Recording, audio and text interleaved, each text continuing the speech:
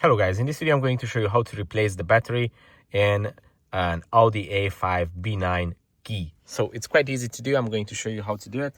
Let me put down the camera so I can do it with two hands. So it's quite easy. Basically you just have to remove the physical key from the back. We already know how to do it. You just press the two buttons on the side here and then remove the physical key, and then to remove the battery you have to do the same thing. You have to press the two buttons on the side and remove this tray in the inside. This one you have to pull quite hard to pull it out, but this is how it comes out.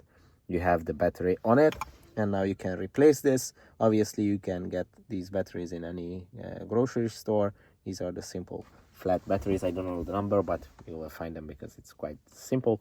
Then when you replace it, you just have to slide it back just like that and press the buttons again and it slides back.